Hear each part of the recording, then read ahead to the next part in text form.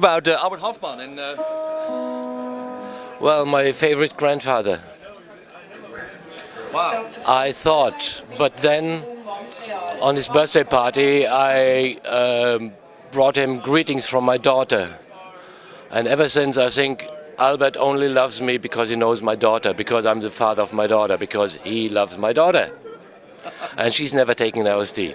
So Albert, for me, goes far beyond LSD.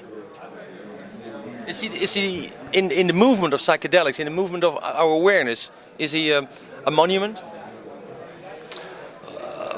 Well, a monument for me is something out of stone. And he's very much alive, is he? But he's just one of those special people where everybody who ever met him can be happy to have met somebody like him.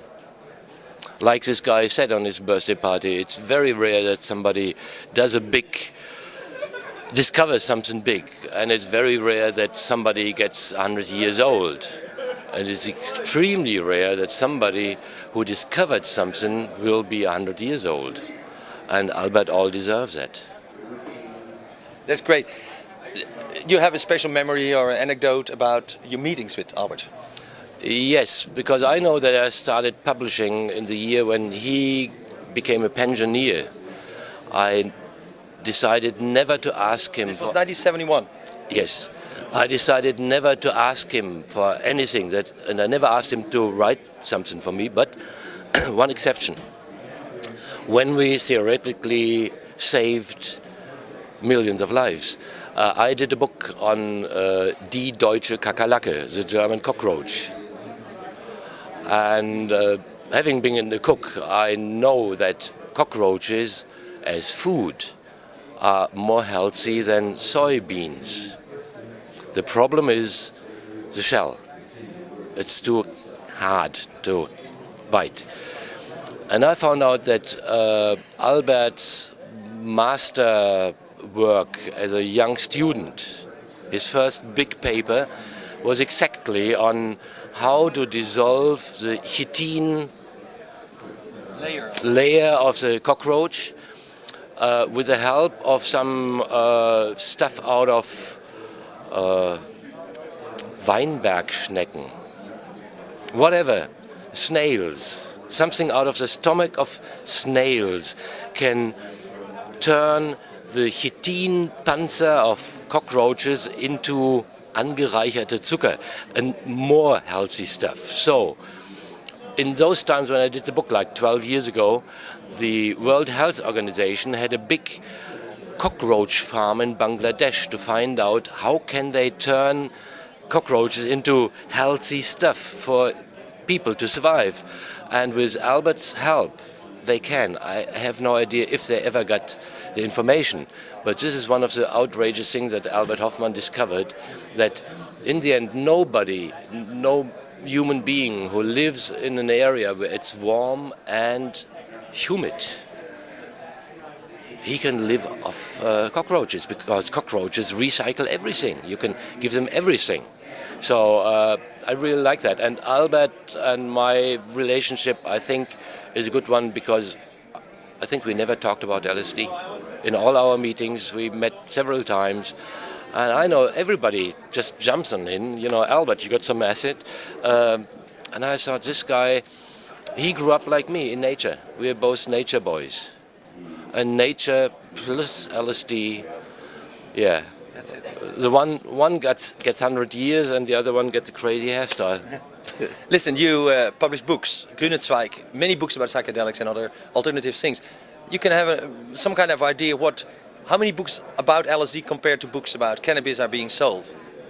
The interest of the public as... Well, first, how many books are published? And there are only a very, very few books on LSD. There are far too many books on cannabis in the meantime.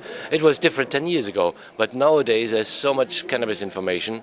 And when LSD got 50 years old, I went to San Francisco, I got the only book in German. They didn't have any book celebrating LSD, and there was not a real good LSD book. There's Albert's book, which is about his life, including LSD. I tried to put the LSD book together, I have How was it called? Das LSD-Buch, most likely. But I don't know if it would sell. Because there are not that many people taking acid, and a lot of young people don't read books anymore. They get their information from the internet. One of the interesting things related to the internet and young people and drugs is that Hans Gusto from Even Rave just found out on their homepage the drug that's mostly clicked on for information is cocaine, and far less on psychedelics. But the people who click on cocaine leave the site after 20 seconds, and the people who click on psychedelics read everything.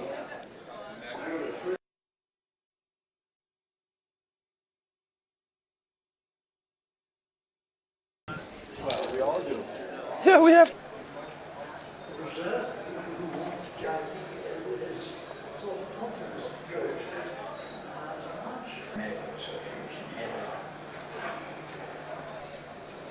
Ja, dat zei van de... He had more effect than they did. His role was to popular it, but it became easy for anyone else. Exhibition, I'm sorry. For 1 second. No, please. It's not normal that you choose. Are you Swiss or what? Are you Yes, Swiss? I am. Okay. Well, I understand. Okay. I'm sorry, I mean... No. Fuck the Swiss. Bye. This is so Swiss, you know. You yourself take the stuff off and on. Yes.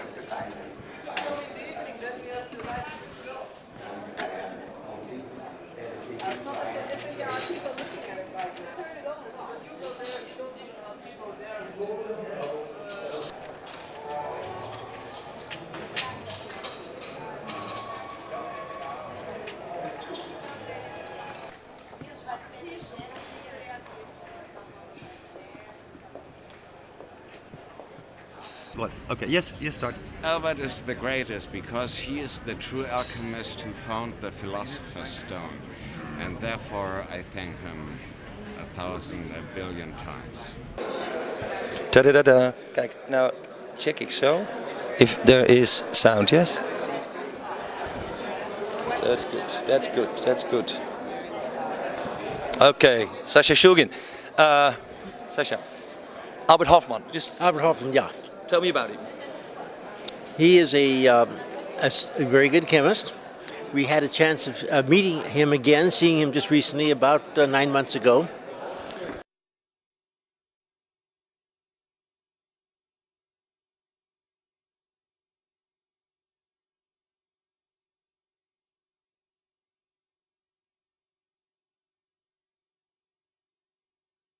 Okay, Albert Hofmann. Albert Hofmann, Yes, what about him? Oh, we're talking about it. He's a good chemist. he's a good chemist, yes. And we had a chance of meeting him, seeing him again about 9 months ago at his home, out about half an hour outside of Basel. At Rittimatte. Right? It's called Rittimatte. This I did not know the name. Yep. But it was fascinating. We were there with Amanda and with Jamie, and Dieter went out with us. So there are 3 of us and 2 more, 5. And we talked to Hofmann, to Albert, and to his wife Anita. And we were discussing that one thing, they had a cat who did not like strangers, but this cat just loved Amanda and immediately was on her lap. And at one point, Albert asked me if I would go into the office for a while with him, just the 2 of us. I said, sure. So I went into the office, and I didn't know what he had in mind. And he began telling me that he has had so many interviews with newspaper people and reporters and people with cameras and people making interviews, one thing or another. He wondered if, just for a few minutes, if we could just talk chemistry. And we talked chemistry. Yeah. I've talked to you before about chemistry, and you talk about dirty pictures in the sense that the pictures that we non-chemists don't understand. There is the 5 rings and the OH mins, and that's the... Well, and then draw chemical structures and chemical reactions and discuss chemistry, because he has had no chance of discussing chemistry with anyone, because the reporters and the news people, camera people do not know chemistry. And so we just had a delightful 10 minutes of chemical talk. Yeah. Now you're a chemist, and one of the things I always wonder is: can you look at a formula, at how a chemical composition is made, and predict what its psychoactive qualities would be? I wish I could, because I wouldn't have to make the material and find out. No, every chemical is unique. Every individual is unique. Every different change on a molecule makes it a new molecule. And you may say, well, it's awfully similar to that, but it may be totally different than that. All you can say is it probably is similar. You have to make a material, you have to make a molecule, you have to actually verify its integrity, its purity, its identity, and then to find out what its action is, you have to quietly, a little bit at a time, eat it. Yeah, you did too. Many of the all of the substances you've made, you've tried. Every single one, of course. It's the only way you find out what their actions are. Did you have similar experiences like Albert, that a thing totally did not what you expect and gave you a new experience? I've had things that have been what I've not expected, but usually it's because they are not involved in the area of psychedelics, but the areas of maybe convulsives or hypnotics, and have different types of pharmacology. And as I say, everyone is unique, everyone is individual, and you have to learn each one. Everyone's a stranger. You've never met it before. It's never met you. You don't know one another. Wait a moment. You see compositions, chemical compounds as strangers, as people? They're strangers. You're not familiar with them. They're strangers. And you have to get to know them. They have to get to know you.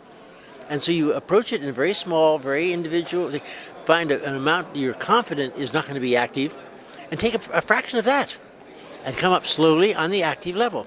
Because you don't know what the active level is going to be. You don't know what its action will be. These are new things, unpredictable. You have an idea. They're similar to other things that are, let's say, psychedelics, but this may not be. We've discussed this before. With DMT, many people that use DMT in the lineage, as we can call it, of Terence, they saw a specific image. I got a feeling that he put on a suggestion on what DMT does. Mm-hmm. With your work, you have made so many compounds. Could you say that you have given, by naming it or by describing it, that you have given compounds a certain personality? I think compounds have their own personality. It's just that they do not wish to reveal it to you quickly. And you have to get to know it and get to go in small increments toward an activity to determine what that activity is. But there is 1 in 10, 1 in 30 that is totally unexpected, where you know that if it's like anything of its close relatives, it will be active, say, at 10 milligrams and be a psychedelic. And you get up to 1 or 1.5 milligrams and you find yourself very ill. So you wait and stop eating what you're eating, and the next 3-4 days later try again at 1.5 milligrams, and you're ill again. Namely, you have a material that may be psychedelic at 10 milligrams, but it is poisonous at 1.5 milligrams. You never can get to 10. So these are the surprises that are there to be from which you can learn. Coming back to Albert, one of the things that he said is that his wife didn't have such good experience with LSD, and that he kind of regretted it, that he couldn't share that his mystical awareness with her on that level. That may well be, but I have the impression that Albert himself does not care that much for LSD, because he is not a regular user of it, to my knowledge. Yeah. Chemically, there's another thing that he invented or found. It's called hydrogen. Hydrogen. Hydrogen. Hydrogen is a patented chemical at Sandoz, and it's advertising. The advertisements I've seen for it has phrases such as "just what your older patients need," without telling you what it does to the older patients. It's sort of what does it do? I have not tried it, but from the way the advertisement is phrased, it looks like it is a geriatric passive of some kind to quiet down people who are old and are perhaps not totally settled in their age, and to make them at peace with themselves. This is a guesswork. I have not read the pharmacological demands. Okay, now Albert is in the 2nd century, yeah? Yes. Oh, yeah. How old are you now? I'm just over 80. If you would ever make it to your 2nd century, what would you expect? Probably to walk with a little bit more difficulty, but still be curious about psychedelics. Alexander Shulgin, thank you.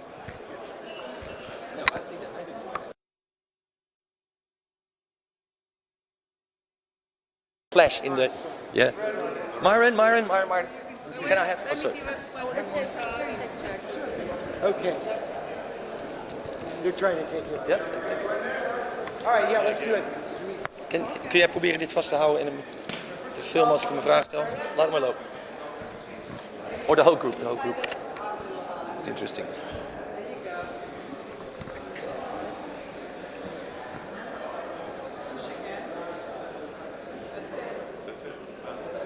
Okay, Mario. No, it didn't flash. It doesn't flash? I never saw one that didn't. I never saw one that didn't. No? Yeah, that's fine. It does it. Excellent. Half a minute. You are Just- from Holland, yes. Holland, right? Albert Hofmann, just your opinion. What do you think about the man? My opinion of Albert Hofmann? Yes. My God, he's a genius. He's a profound spiritual person. He goes way beyond almost anybody that you know, because so many people have learned things through industry and through technical studies and so on, but to him it's all come natural. From the time he was a kid, he was already deeply involved in understanding and spirituality. So maybe it has nothing to do with LSD.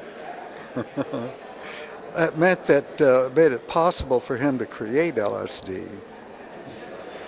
The thing that strikes me about Albert Hofmann is his tolerance for everything. You have done a lot of work with psychedelics or empathic against.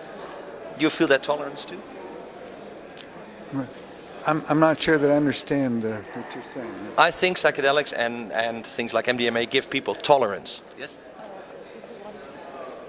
Oh yes, if they really use it effectively and are able to incorporate within themselves the advantages that are opened, they have a better understanding of everything. And certainly one of the first things that you do is to know how you're related to other people and how important it is to relate to other people.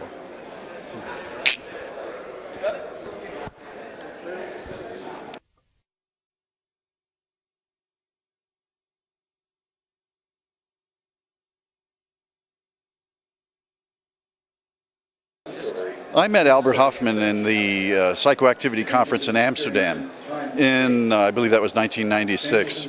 And we just had a few moments to chat. Obviously, everyone that talks to Albert is inspired by him. But by that time, I had written a paper on the Eleusinian mysteries. And I wanted to discuss a little bit with him the idea that I had. And he sort of said that he was just leaving the field to us youngsters because he had gotten so old that he was taking no active part in the research anymore. But one thing I did impress him, it seemed, that I said was that the importance of Eleusis is above all to show that such a great society as ancient Greece had used these substances, and that to ignore them today was a folly in that sense.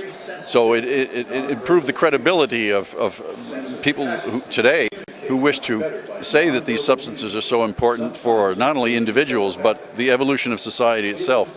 He agreed very strongly with that idea, and we had a very nice little chat about it. But I should say at the time that it was Albert that was having a nice German beer and I was refraining. He was a very, very strong person even at that time and at that age. Did you go to the Milky Way afterwards with him? I did, and I saw him dancing with young girls most of the evening. I am afraid I had to retire long before he did. This is the most, everybody says that. Talking about the Eleusinian mysteries, and so your theory is that they use some kind of psychedelic. Well, we know that it's almost beyond doubt that it must have been something like that, and it wasn't beer, as been suggested. You don't get 1,000 people together and have them all get religious enlightenment, no matter what the substance they're using, unless it is a reasonably strong psychoactive product. So the only thing to figure out is what it might have been. And the mythology of the time strongly suggests that it was something that either was barley or grew on barley. And now we know, of course, that barley is not psychoactive, and neither is the mint that was combined with it. But we can't forget that until even almost the 20th century, physicians and scientists all thought, or they didn't recognize, that the ergot that grows on these grasses was actually another entirely different plant. For long, it was thought that the ergot that grows on wheat or barley they were just malformed grains of the cereal itself. So, for instance, when Hippocrates recommends that barley water used to be hasten childbirth, he wasn't wrong, because barley water would have contained naturally ergot, but they didn't. And ergot is the stuff that Albert Hofmann found a medicine out for. Oh yes, well that was his main subject, main life research was with the products that are derived from the alkaloids of this parasitic fungus. Now, there are other cultures like the Hindu culture or more precisely the Vedic culture, where they talk about soma. Do you think that soma was used in a similar way as the Eleusinian, whatever this? Apparently it was. I have much less information. I haven't studied that aspect nearly as much, but it's not the only other instance also. If we want to go to smaller societies and world societies, tribal societies, psychedelics are the rule, or at least let's not say psychedelics, but psychoactive products. Because in the end, it doesn't really matter what product a tribe or a society has. If it's used properly by the proper shamanic context, it can even be a drug that's not really either that safe or certainly not a psychedelic. It could be a hypnotic. A lot of the American shamans used to use tobacco, very strong tobacco, enough almost to kill you. So what's important is not the actual substance, but how it's used and how the tradition arises, what kind of ways the shamanic traditions, promote these substances, especially... Are you referring to the setting and the suggestions that are made in connection with taking? Oh yes, certainly. The set and setting is all important. But as I'll show in my lecture tomorrow, the set and setting model also has its weaknesses in the sense that we should really have been looking for quite some time for what the underlying fundamental effect of a lot of these drugs are, and how we, each of us with our minds, then build upon that initial effect. That's what this lecture is about too. This is about the same thing I'm going to talk about tomorrow, trying to redefine an initial effect of the psychedelics. Now, we're not talking about just any of the drugs, the hypnotics or the witch's flying ointments. And what do you think that initial effect is? Well, that's a long explanation, and you have to visit my lecture to see it, because... What is it in short? Is it about opening up to... Well, no, it's actually, I've defined a cognitive function that I think is very fundamental, even more fundamental than the emotions, like fear. It's very much like an emotion, but it seems that I'm listening to myself here and I'm getting confused. It seems that there might be a function that evolved very early on that is controlled by a certain little spot on the spine. And this spot is the center of a system which appears to detect the most salient features of one's sensory perception, and as well in advanced animals, one's internal train of thoughts. We seem to have an automatic system which attracts us to the important aspects of what is going on, even in our own... It sounds like you're defining some information function, making information out of data. Cognitive neuroscientists have long been thinking about attention and orienting and other certain functions like this that they thought were the fundamental activities, cognitive activities. But it appears, if I'm correct, that this detection of salience or significance is even underlying all that and might lead to, for instance, orienting. If you detect something that's salient, you orient to it, but afterwards, after the fact. So it seems, according to the theory that I'm promoting here, is that this is the most fundamental operation, and it is even more fundamental than the production of emotions, because in order to detect the most salient features of one's environment, one must use the emotions and the emotional values that were attached to previous experiences. The word resonance comes to mind. Resonance, yes, but perhaps that more describes the method, the neurological method of operation of this system, a type of resonance between this brain center, memory functions, perception, the emotional functions. So some kind of a standing wave of that attracts to that what you're looking at. Or? Right. But you could see for even a primitive animal, well, even primitive animals have this little spot. It's a very universal feature, a biological feature of animals. You can imagine that an animal with a very limited memory, practically nothing in the way of emotions, but still with this fundamental system that was able to immediately draw his attention either to a great danger or, say, his favorite food. What's odd about this system, that neuroscience has long known, that this little spot is very activated under conditions which seem completely contradictory. Like if an animal will see its worst enemy, this little center just goes wild. But many animals also, if they see their favorite food, it does the same thing. So this doesn't make sense unless you have this new way to interpret it. That what is detecting is not fear, it's not detecting something good or bad, but both. Anything that is significant is what it's detecting. So as you go on, and there's a picture of it right up there now, that's the little blue spot on the spine. Yeah. So awareness or intention might be a neurological function. Well, intention is something else completely. The field of neuroscience and cognitive science is so vast, I can't pretend to be an expert on it. I have quite a few books on the subject, and I'm limited basically to looking for research that's already done that supports these ideas. And if that were all that I did, then, well, it would be very speculative. But this is basically a part of several trains of evidence that I've collected. And so when all these things seem to point in the same direction, then you hope that the theory has legs to stand on, even though you're only basically an amateur in any one of the fields you've explored. It's the concurrence of evidence from diverse fields which seem to support this, in my opinion, rather than proof from any one given field. So that's what you're saying is that your little spot in your brain points to something. Well, maybe your spot now is being activated because I'm telling you something that appears to you to be significant. Yes. Peter Webster, thank you. Thanks very much.